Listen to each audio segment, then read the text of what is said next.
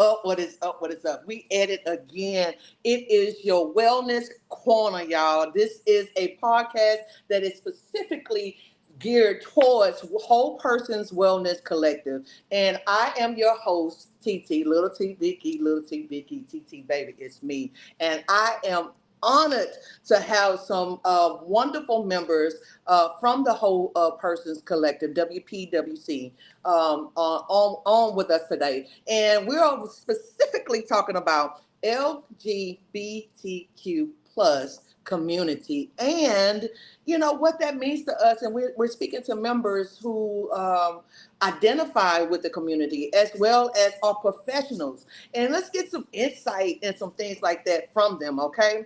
As mental health professionals, the work of healing is already powerful. But when you add lived experiences, identity, authenticity to that work, it becomes transformational.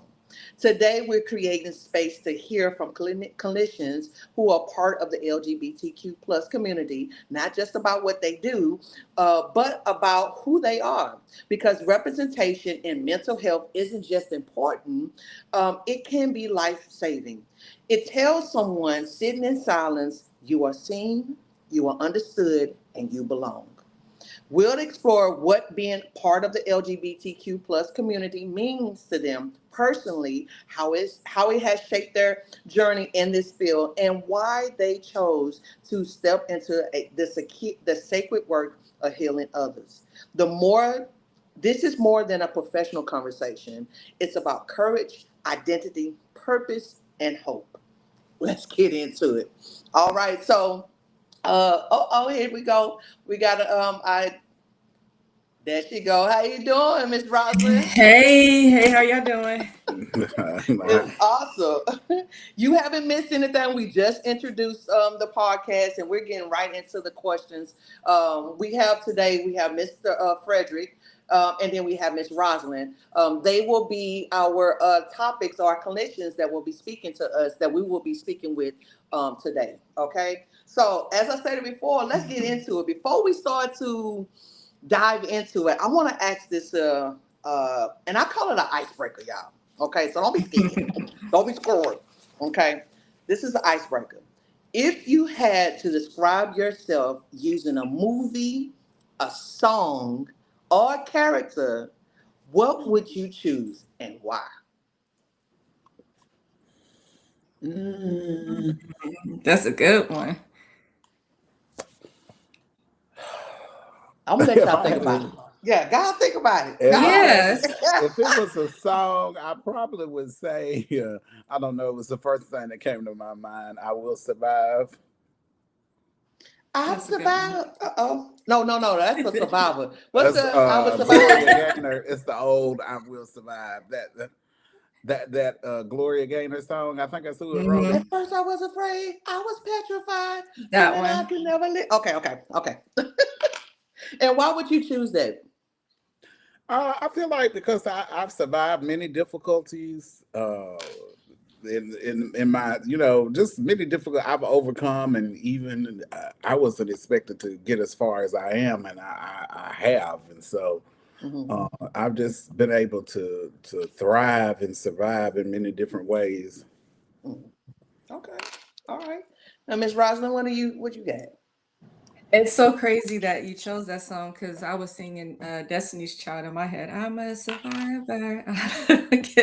So it's crazy that we both were on that, and it's I mean for the same reasons, just life, overcoming life, and experiencing things, and even in the last year to say I'm still here to keep surviving and keep going. So that's what I was thinking. Okay. Awesome. Well, I love that, and I love. I say I love because surviving is not. It's not always like pretty, you know what I'm saying? But the end of it is so wonderful because you got over some things, right? So as we and thank you both for that. As we're talking about that, Mr. Frederick, if we can start with you, why don't you tell us what it is that you do, like your title and what is it in the mental health professional, what is it that you do? Okay, so for whole person wellness, I supervise, I guess you would say, like all modalities or anything pertaining to treatment, or if we're going out to speak somewhere, I make sure that it's factual, clinical, that it's just not, our opinion. I do that. I'm over the education part, I guess you would say. Out in the world, I work with a population that have many barriers. Most of the work that I've done has either been with homeless or those that are in crisis, like in a hospital setting or a judicial setting. And so that's the most of my work has been with the most challenging. They've either had major diagnosis or they have insurmountable amount of barriers. They have barriers for basic. They may not have transportation. They may have all of this stuff going on, and so most of my work, I have done some private practice, but most of my work has been with those that have the most challenges. So for me to go into private practice feels foreign because I'm so used to dealing with crisis and all of these behaviors and things like that. That private practice almost seems like, I don't want to use the word boring, but I'm just like, what is this? Okay. And thank you for that. Ms. Rosalind, if you will. Yes, so for private wise, I am a grad student and I am actually 4 weeks away from graduating with my master's in clinical mental health counseling. And Yes. I'm so ready. Yeah, I work right now. I do my internship at a private group practice, and I see children all the way from ages 3 to adults. As far as for whole person, I'm so sorry, somebody's crazy motorcycle. It's okay. For whole person, I am the director of marketing, so I'm the one that is kind of in charge of making sure that we're getting our name out in the community, reaching people, different organizations. And on the other side of that, I'm the one that likes to make all the, shirts and everything, the fun stuff. Oh, you get the fun side, huh? Okay. Yes. Okay, awesome. Well, that's nice to know that it seems like both of y'all work dealing with kids too, right? It sounds like Frederick, you said you do some of it, and then Miss Rosalind, you said it that's is that Mhm. Yeah, I okay. do Yes. some contract work with the state pertaining to children, and so I do that too. That's kind of a side thing that I do. So yeah, it's all difficult, what I do. Yeah. Yeah. Would y'all say that and this is not even on my deal, but because we have a lot of and when we're dealing with LGBTQ plus community, there's a lot of things and Frederick, we was talking about this before we started. There's a when we were young, you went out like that. You was somewhere in the closet somewhere, you know what I'm saying? Your cousins only knew, what was going on with now there are a lot of kids who are open and more freer. Would you say that there is a more of a need for mental health or physical help now because of that, because of the freedom, or I don't even know how to answer this. I mean, ask this question, but do you get what I'm saying? Like, is it more in the children? Like, are they suffering from a lot of? Because these kids, my child, oldest, she's like, she's stressed. Babe, what you stressed about? Like, what we doing? You know what I'm saying? But these kids feel things. They are we hold it down. They go and do, they feel these things. Are y'all witnessing this with children? You can go ahead, Rosalind. I can answer in a minute. Yeah. So I will say I'm one of those late bloomers that came out later in life. I was like in my 30s because I was that child that, you know, don't do this, don't do that. Do I really want to? But I knew in sixth grade I shouldn't have been looking at my best friend like I was, but she was Yeah, like the finest thing in the world to me. yeah. Um, Working with youth and even in the healthcare field, I've been in it for like 20 years. So the children that I've encountered now, they just don't care. Mm, But they also face so much pressure from their peers yeah. that, can I be myself? But if I'm myself, are they going to pick on me? Or it's a now fad to try to keep up with what everybody's doing. Yeah. So it just depends on where they're at in life and how confident they are in themselves. But for them, it's harder to really be confident because you're always facing criticism from somebody. Yeah, that criticism is something else, man. These kids will rock dog you. They did it back then too, but it's like you got social media, you got these clicks, and it's all of these different things. But Mr. Frederick, if you can go ahead. So I was a late bloomer too. I really didn't come out until I was in my 30s, but I knew how I found out I knew is I was at the Y as a child. You know, your parents took you to the Y when you were in summer school, and there was this other guy that came on to me, and I felt some sort of way about it. And at first I felt shameful about it. I didn't want to be that way because, I grew up in that Black Baptist household, and that was just something that was, that was not looked upon well. Mhm. And so, all through high school, I just, I knew, and a lot of the people around me knew, even though I denied it, I never came out with it. But, it was always a topic of discussion. So I always felt like I was in fight or flight mode all the time. But most certainly, children today uh, have, the research shows that social media, Facebook, Instagram, and all these things cause an exorbitant amount of stress and anxiety. We didn't really have to deal with that kind of stuff when we were growing up. Mhm. The most stressful thing was going to the mall and maybe, getting in a fight or something like that. Mhm. Uh, but it affects sleep, and I call it night scrolling. When we're on our phones, it Mhm. affects sleep, which affects mood, and so kids are in constantly in a in an anxious state, and then we know we have to think about what COVID did. Yeah. And then we look at what's going on in the world today. So most of my kids that are in high school age, they know so much about technology that they can't cut it off. That's that Mhm. they don't know how to sit and have a conversation Yeah. without having the phone. Yeah. Yeah. In my house, so we be we everybody got their phone on. We sitting in the front room together, scrolling, doing what we doing. But y'all, I'm glad that y'all brought up about that coming out story, because that is my first question. When did you first start embracing your identity? And is that part of your coming out story? Miss Rosalind, let's start with you, if you don't mind. Ooh, you want mine?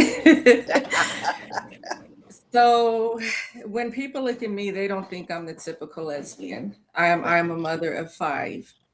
Um, you know. So for me, my coming out story was, and I could tell it because he's okay with it. We're good friends again.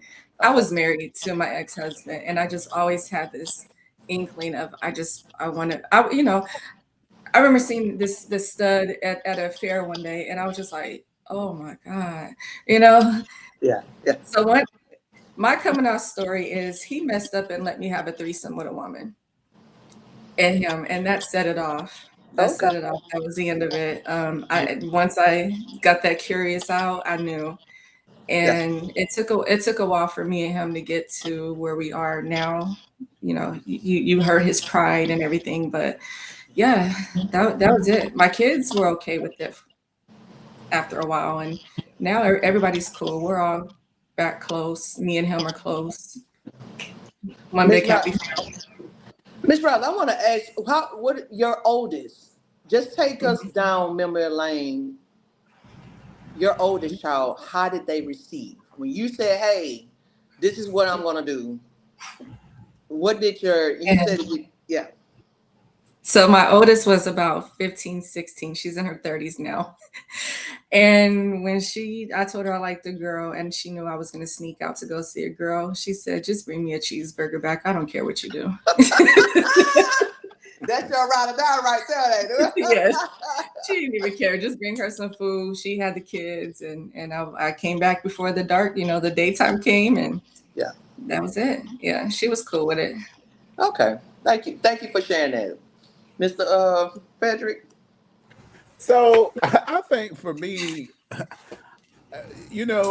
I forgot and left my phone at home one day. And my mother had this inkling, but I would deny it because I'd be like, "Why you don't have a girlfriend?" And I was just like, "Well, I just haven't found one." Uh, and so I went somewhere. I don't even remember where I went, and I left my phone, and she read through my phone. I had actually, I was in my late 20s when I started dating. I didn't date any in high school, and I met this guy, and we had went out to, I think it was a movie or something, and he had texted me, and I had left my phone at home, and my mother went, and my mother's like, Murder She Wrote. She has to investigate things.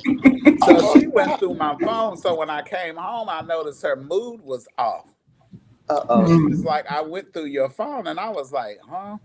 And she was like, "I went through your phone." And she's like, "You're going to hell." And I was just like, "Okay." And so, we never really talked about it. Even to this day, we never talk about it really. She Ooh. knows that I am, but we've never. The thing that I'm dealing with now, when I moved here, I never really dealt with what it was going to be like to just be here by myself. I never conceptualized that before I left. I was just like, "Hey, I'm moving. I'm going to Texas, and I'm going to a big city. I'm leaving small Tennessee behind."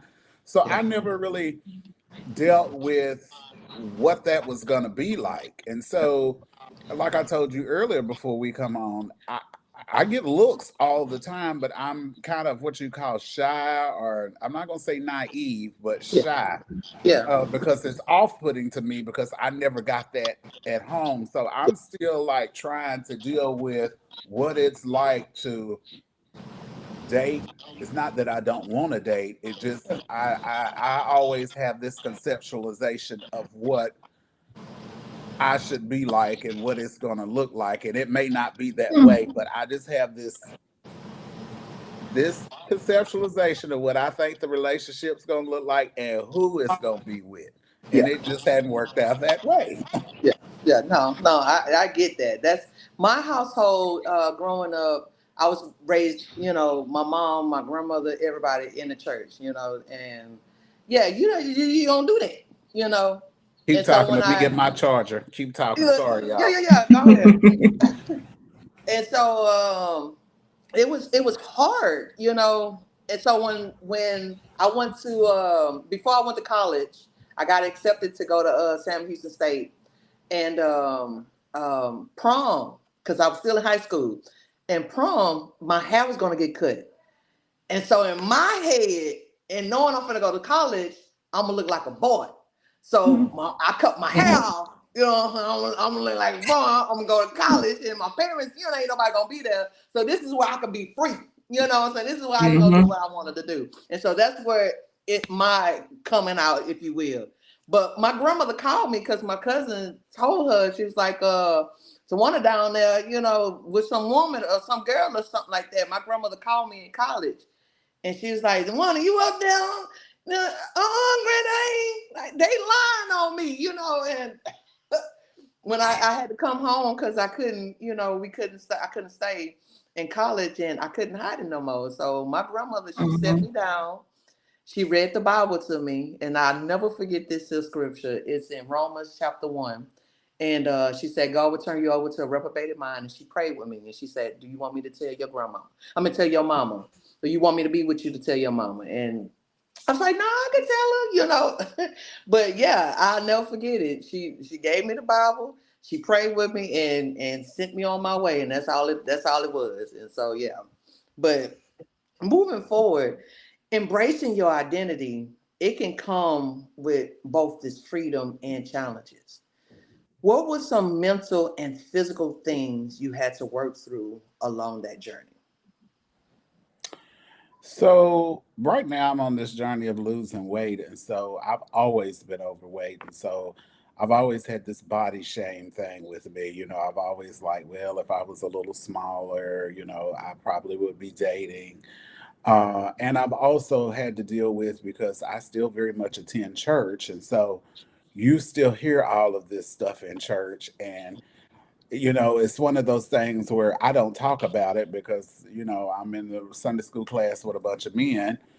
But in the same stroke, I want to be myself, but I know I can't be. But then, you deal with this mental. To me, it's this mental thing of I attend a very large church, and a lot of times, if I'm doing something or ushering, you know that look you get when they look about 5 seconds too long, Yeah, or you just coming in minding your business, and yeah, you will catch them, and they can be sitting with their significant other one, and I'm just like, wait a minute now, did I just Like, I feel? think I saw that. I think yeah, I saw that. And a lot of times straight people don't really get what I'm talking about. They yeah, don't. And what irritates me Mhm. is when I do talk to somebody, they be like, oh no, oh, he likes girls. I'm just like, that's not what I yeah. saw. Uh and so I'm always in this constant inner turmoil about, well, do I present too feminine, or is my voice too light, or is this, that, and that? And so I go through this all the time because I know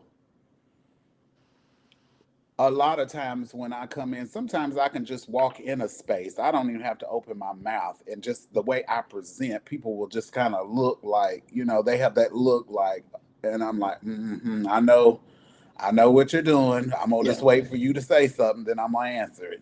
Yeah. No, I do understand that. I don't know. People, I don't know why they don't think that your eyes could say a lot of things without you saying something. You know what I'm saying? The soul can say so much. But Miss Roslyn, go ahead. What you got? Tell us about your challenges, if you have it. I really won't say I had too many challenges.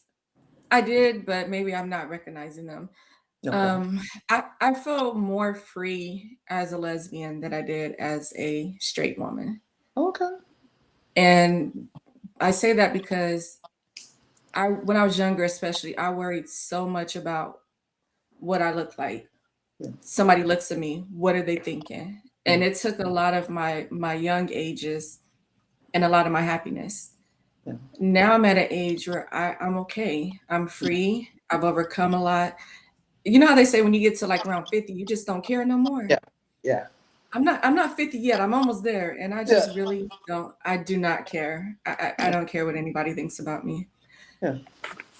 I No. remember a bishop told me one time, he said, what others think of me is none of my business.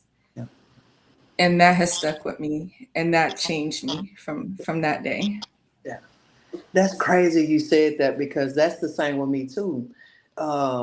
What other people, I used to be one of those people because I be thinking I'm a mind reader because I'm a Pisces because I be thinking I be knowing, but then I don't because I misread, but I heard that before and it was like, it's not none of their business. Whatever they think about me ain't got nothing to do with me.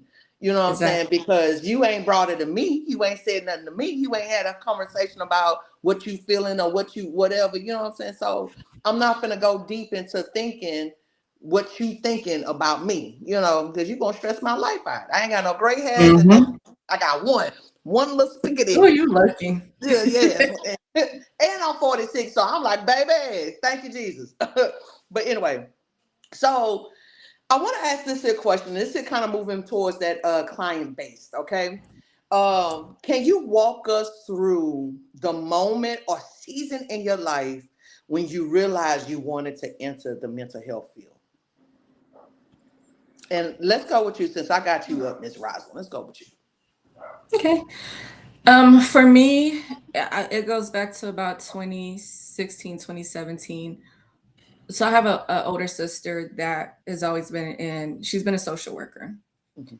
And in 27, well, I could go back earlier, but we'll stick around 2017 when she took her own life. Ooh.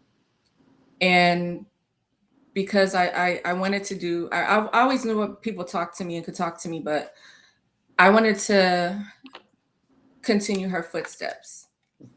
So I didn't go the social worker route. I went the LPC route because I just wanted to focus strictly on client care.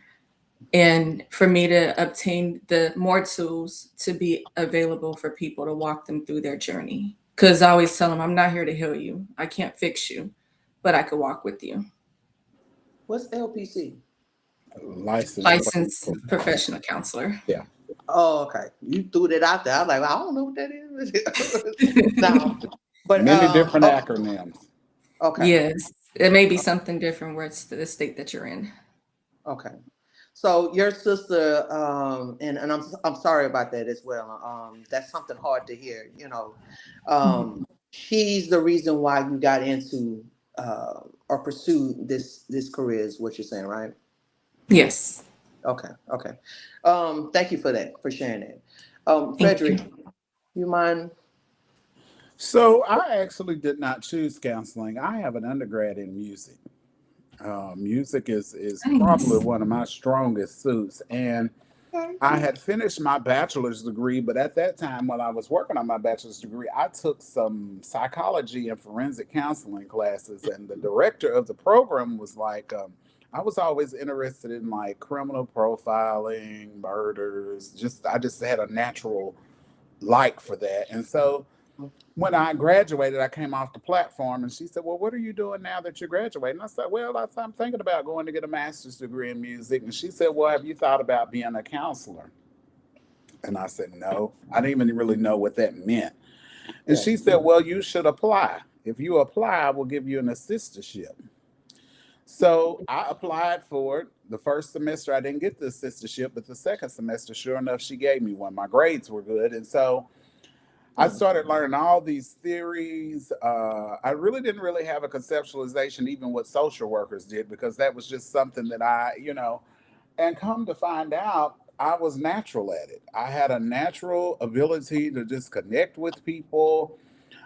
When I first started, I suffered a lot from imposter syndrome. I still do to some extent when I was in my internship and stuff, because, it's Yes. one thing when you're in school and then you got to go out and do what you got to do, and you have to get these 18 months of supervision, and then you take the exam, then you're fully licensed as an LPC with a master's degree. And so, what I started to realize was that I did have some skills and that I was able to connect with people. And that's kind of how I got into counseling. I didn't pick it, it actually picked me, and it worked out to my advantage. Yeah. Yeah. Oh, you stumbled into it then. Basically, Okay. I stumbled into it. I had no conceptualization what counseling was whatsoever. Okay. So that's different points. Miss Rosalind, family member, and then someone say, "Hey, won't you try it out?" And you just step forward. Um, have you ever no, name some things that someone who identify as LGBTQ plus suffers from mentally or physical? Like, what are signs? What are some signs that someone who may be in the community may suffer from? Um, some of the things that I have seen is higher rates of depression. Yes. Uh, they tend to, not all, but some of them tend to what I would call live not in their authenticity. They have on masks. You will also see some higher rates of suicidal ideation due to societal things. So you will see things like that. And then you'll see, I had one client in particular I can remember very vividly that he was what you would call, he was kind of in this vague space of trying to figure out. He knew that he was gay, but he didn't know if he wanted to be a transsexual. He was kind of in this just weirdest place where he was wearing female clothes, and then he was going back to dressing regular. And so you will see, Hmm. I see a lot more mental health with people in the community. Okay. Miss Rosalind, do you have anything to add to that? Yeah. So definitely depression, and I love Frederick. We just kind of keep bouncing spiritually and don't even know it. So last week, in school, I had to do the group projects. How about my group project was on what mask are you wearing?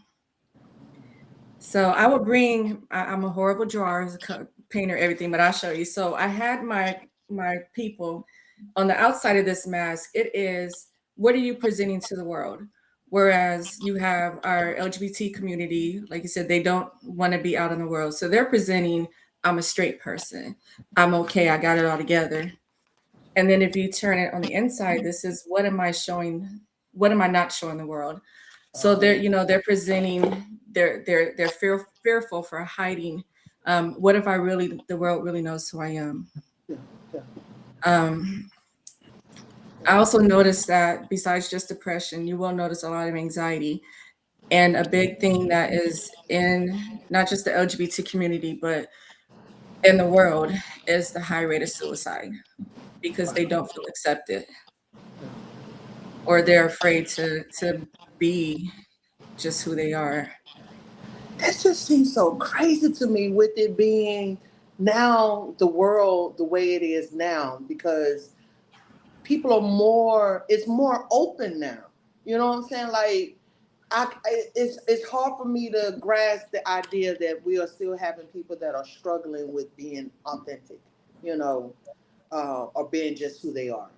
And I think it really has to deal with where you are in this country, Mm, because it's going to be totally different. If you live in New York, your experience is going to be different than somebody who is in rural Mississippi, mm. or in Right. rural Tennessee. Because even though we're in the 21st century, you go to some of these towns, especially some of the towns I'm from, it's still very, very, I mean, very, very traditional, and they are about 30 years behind Houston. Yeah. Uh, and so I think a lot of some of it has to really do with what area you're living in is what your experience is going to be. Okay. Okay. Yeah, and you also have to see it as we would think the world is more open to acceptance, but you also have to think about the world has opened up more to criticism as well. Because now you Mm. have people that feel I could just be who I am and I could voice whatever I want. That is true. That is real true. I didn't even think of it that way because you're right. Criticism is it's people waiting. You put something out there. There's people out there waiting to say something off of it. Mhm. Girl, did you hear? And I know she did. You know, it just people crazy. But look, I want to ask this a question. Okay, have you ever worked with someone with a client um, who realized that you were part of the community and was relieved? Did you like walk us through maybe one of those moments of you experiencing that? And I guess Miss Rosalind, you okay? I'm so sorry. Yeah. I can go over Frederick. Frederick be talking though. He be talking. No, well, because I'm still in my internship, I haven't experienced any Okay. clients like that. But I did have a client that I don't even remember how it came out. I think he said because I always say my spouse. I never said my husband or my wife. And something was said, and he was like, "I kind of figured you was a lesbian, but I did. And it's Yeah. okay with me. I don't really care." And I'm like, because you don't want to give them too much. You don't want to self-disclose too much. So Yeah. we would just say spouse, and he was like, "Oh, I'm cool with it. I'm all right. I think my daughter's gay." I'm like, "Okay, hey, Yeah. it's whatever." Okay, Mr. Frederick. Uh, I can remember one particular client when I was working at a crisis unit, and this client came to my office, and we were just talking, and he was just talking about his life experiences. He needed to go to the Montrose Center, and he was like, "You understand, don't you? I know you're part of the community." I know. And Okay. we hadn't even had that kind of conversation, and and I was like, okay, and I was like, yes, I am, and so it really made what he was going through. I understood because some of those things I had tried myself, and so it actually cemented the relationship a little stronger afterwards. That's good. Yeah, that's good. With both of you being, and I know Miss Rosalind, you said you're basically you're in the line of it, but this Yeah. here might can resonate with you as well. What are some misconceptions people often have about LGBTQ plus professionals, in mental health, and how have you personally challenged those assumptions? Like I personally, I'm just going to give you a scenario. Like I was thinking, um, someone who is gay will be able to mentor me versus someone that's not.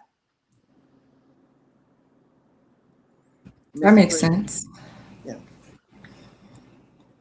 Mr. Frederick, do you want to go first? Uh, so you were asking, what was your question again? What's the misconceptions, like, the ideas that people have about LGBTQ plus professionals being in mental health?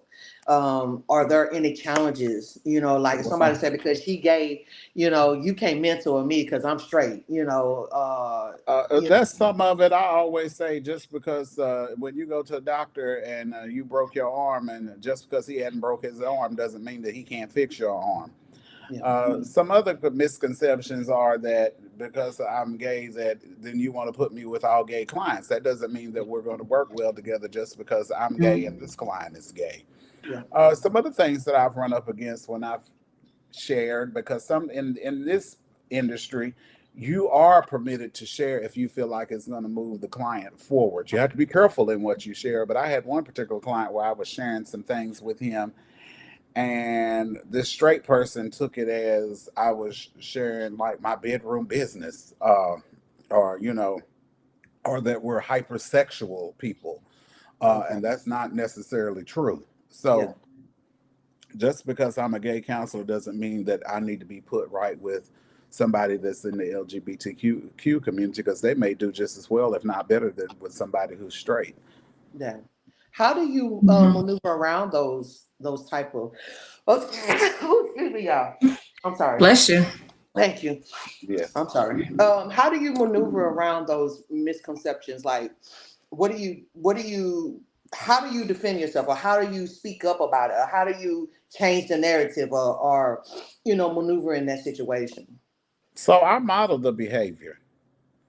So I'm the type of person that I'm a direct person. So if something's going Hmm. on and I know that it's going to bother me, I'm just going to tell you in the moment. Yeah, I'm going to be professional about it, but I'm just going to let you know, hey, I didn't really agree with that. And, you know, we need to be careful that, as I always say, I don't allow people to project onto me. You yeah, have a right to your opinion, but you don't get to project your ideals onto me, or just like I don't get to project onto you. So I'm one of those that if the infraction's big enough, I'll just address it right then and there, or I may sometimes I'll let it go on just to see if it keeps happening, or that maybe sometimes some folks that just don't know. They just don't know. They just be saying it and don't know. yeah, yeah. Do you have anything to add to that, Miss Roslyn? I mean, I haven't encountered any of that, but I will say that because we've walked so many different, I mean, we stepped in so many different walks of life. Mhm. Our clients don't know what we know or what we don't know. Yeah, It's our job to just portray my confidence to them, and I don't mind saying, "Hey, I don't know this. I could find out the information for you." But yeah, I have not, knock on wood, experienced that portion just yet. okay. Real question: what keeps you? What do you mean keep? What keeps you mentally sane? What keeps you going? What keeps you strengthened? What if when the day is so hard and it pound put everything on you? What causes you to get up and go again and go at it again? I am just a very, very stubborn person, first of all. Secondly, I believe in boundaries. So I'm the type of person, after I've been at work all day, like tomorrow, I work 13 hours. Ooh. As soon as I get out the door, that phone goes on do not disturb, Mhm. because I have to have time to come down for everything that I've heard, all these emails. This client wanted this. But what really keeps me going amazing, and it's the same thing that gives me the most discomfort. Mhm. Church really brings me together. It pulls Mhm. me, and it's not any specific people, but sometimes I just need to hear a word and I just need to cry. I need to, it just needs to resonate with me. And then I don't have a lot of friends, but I have about two or three friends that get me together. When I need to talk about something or I'm worried about, they're like, okay, let's listen, Frederick. We need to, uh, or I need to vent, I have those close friends. Yeah. Okay. And Miss Rosalind? For me, I would say every day I wake up, I remember that life has taken me through so much. Even in just the short time that Frederick and I've known each other, we met when I was getting ready to have a brain surgery.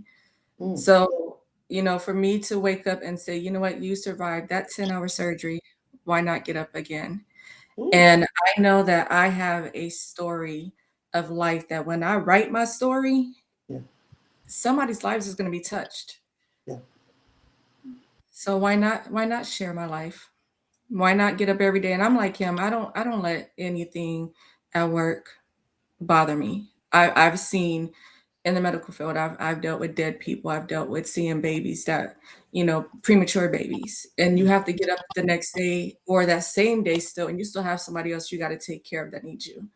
So I've learned how to zone that out. It's done with. I can't think about it. I got other things to do. Oh, I feel that. I thank y'all both for sharing those things. I want to ask this question because this has been something even hard for me. Um, but I try every day to just, with you being part of the LGBTQ plus community, how is your spiritual? How is your connection with the how do you maintain or keep that balance or that relationship even being where you are? I say this because back in the day, like Frederick, you did said it as well. Being raised in from the church, you don't do that. You're going to hell, and they kept me out of the church for a very long time until one of my friends like, man, this church, they let you. You're all right. They're not going to criticize you. And that started me back in church. So how talk about your relationship. Talk about your spirituality if you don't mind. And either one of y'all can go first. It doesn't matter. I don't mind going first since my face is bigger right now. So, so I grew up in the church. I'm a PK. Okay. I'm also that PK that experienced trauma in church. Mhm. I'm also that woman that experienced uh, criticism, the looks. Um, yeah, for me, I've gone to different churches. I'm never going to say I'm not a believer in God. I'm probably one of those ones you're going to hear different on here. I'm very spiritual. Mhm. I listen a lot to my inner self. I Mhm. listen to that voice because we all get that voice in our head that say do this, do that. Yeah. That's where I am. I don't go into a church every Sunday. You might maybe once a year I might go. Mhm. I'm more fed spiritually inside than I am. Oh, my earpiece just fell out. Um, but I'm more of an inside spiritual person than I am feeling that I need to go in the church house and hear the word from somebody. Like I could get that same word talking to my sorority sister Mhm. because she's in the church and everything. Yeah. But I relate so much more to her than I would a pastor that I don't know, if Yeah. that makes sense. It does. It does. Thank you for sharing that, Frederick. Mhm. Uh, I would say I'm a very deep, and I don't even really want to say I am religious, but I've always been told I have the spirit of discernment. Uh, and I, I call it, as I tell my clients, we have this, what we call this inner battle. We have these conversations with ourselves. Especially as I say, when you go home and you're by yourself, you're by yourself. Yeah. And so um, I am always while I told you I was hard headed, but I'm always thinking about now that I'm in my 40s. I look at life through its entirety. 20 years from now, if I'm lucky enough to be living, I'll be 60 years old. Mm. And I think as I've gotten older, I understand that life is not infinite. And so while I'm on this earth, let me try to make the impact that I can. Sometimes it's bewildering because I'm very, very, which I don't share with most people. I'm very hard on myself, and I'm always, trying to critique myself. But uh, if I didn't have some sort of spiritual ground source, I would probably go crazy. Uh, Mm. because that's what I rely on. Do I pray every day? No. Do I read the Bible every day? No. But I am one of those people that when I see things happening around me, I'll be like, you know what, God, I need you to put your hand of protection. I know they trying to dig a ditch, but Mhm. just watch over me. So I am spiritual, and it really helps me in the workplace because the workplace can be so political. Yeah, Hmm. that's crazy. Well, I That's thank true. you. Huh? No, I was saying he's speaking truth right there. Well, I thank y'all both for that because in my own personal world, I wanna do like a podcast on the spiritual and being in LGBTQ plus because I think the religion of it keeps a lot of people from embracing, you know, and it's so many people that just need to know that they are loved regardless. So I thank you both for your points of views and for sharing that. I want to get into this. It's called scenarios. Okay, so it's kind of like a little game, kind of, but it's just I'm gonna ask you a what if question, and you're gonna tell me exactly or share with us exactly what would you do. Okay, like what if? Okay, so imagine I'm gonna go with you, Frederick, since you're Okay. Miss Rosalind would say you got the big head right now. Imagine you're in a professional setting where someone makes an assumption or comment about your identity. How do you typically respond while maintaining professionalism? Now, I know you say you hard headed, and I know that you say you direct, but in a professional setting, how would you? Somebody say, you a little bit feminine. You know, how would we? So I'm a ruminator, so I would have to think about it for a while. Okay. And then I'm one of those that will consult a colleague, and it has to be somebody I trust. Because I'm one of those types, if something like that was said and I ruminated on it and I didn't really like it, I would send an email, but that email may be fiery. So I'm one of those that has to sleep on it a day or two. Yeah, And then I may look at it, then I need to edit it because once you send it, you cannot unsend it. ascended. I have one coworker that I'm very close with, and I'll be like, "Come and read this email." She's like, don't send that." Uh, so, uh, so a lot of times, I'm one of those type of people that will let stuff slip under the carpet, Mhm. and I have to like process it. But I ain't just because I let it slip, I put it in a filing cabinet somewhere. So if it comes up again, I might be like, "Hey, can I see you in my office a few minutes? We got to have a little discussion." Yeah, Uh, but sometimes I'm not one to. I will not address it to see if it keeps happening. yeah, yeah. Mhm. What's that? How was that saying? One time, shame on me, or shame on you. Second time, shame on me. You ain't gonna get a third time. Mhm. So yeah. Mhm. Now, Miss Rosalind, I want to ask you a different question. Okay, this is a different scenario. Okay. All right, and I know you haven't did show, so this is just what would you do Okay. if a client is struggling with both their mental health and acceptance of their identity? Where will you begin with them? Oh, okay. Well, first I will acknowledge even that they're strong enough to realize that they want to solve this, not even call it a problem, this thought within their self. Okay. And I would ask them, first of all, to look in the mirror and who do you see as yourself? Hmm. And let's not worry about what the outside world thinks. So that's the first part. If you're struggling with your identity, you need to know who you are first before I can tell you anything else. Anything else? Okay. Okay. And this is just outside. Is it that y'all? I think one of y'all said it. I can't remember. I should have wrote it down. But you don't tell somebody what to do. You kind of guide them, right? How does that Mhm. work? Like, what do you? If I have a client that I've been working with and they keep coming in and they keep doing the same thing over and over again and they haven't made any progress, then we may need to have a little, a conversation about, well, hey, we've been talking about this, but you haven't taken the right steps and you haven't made any progress. But the ultimate goal is for the client to lead itself to the conclusion and have autonomy.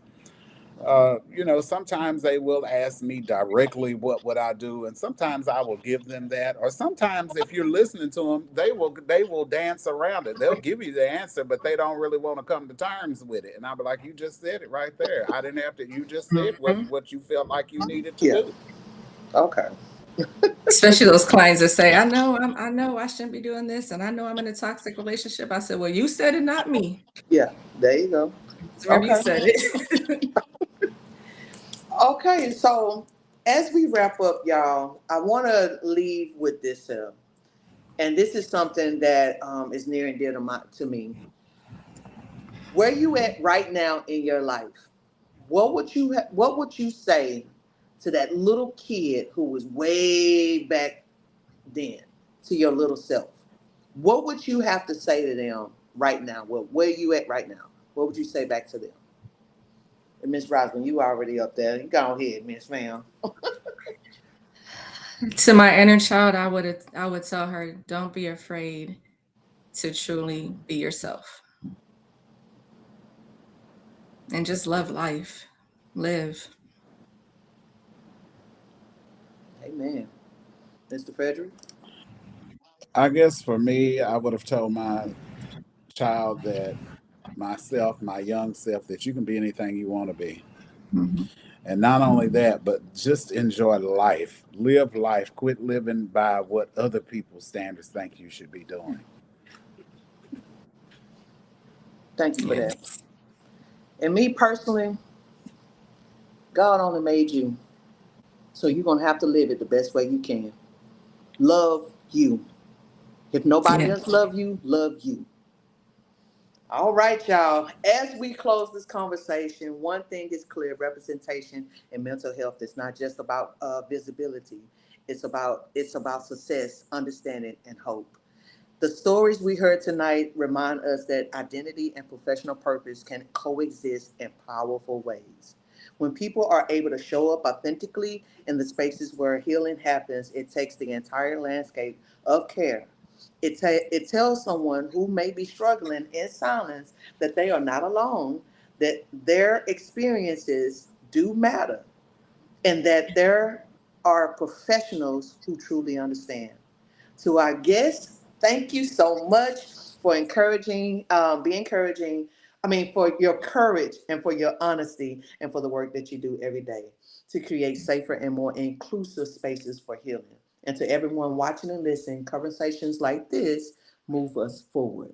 Y'all, this is the Wellness Corner. I am your host, TT, Little T Vicky, Little T Vicky, TT, baby, it's me. Don't forget, like, share, comment. All right, y'all be blessed. Deuces.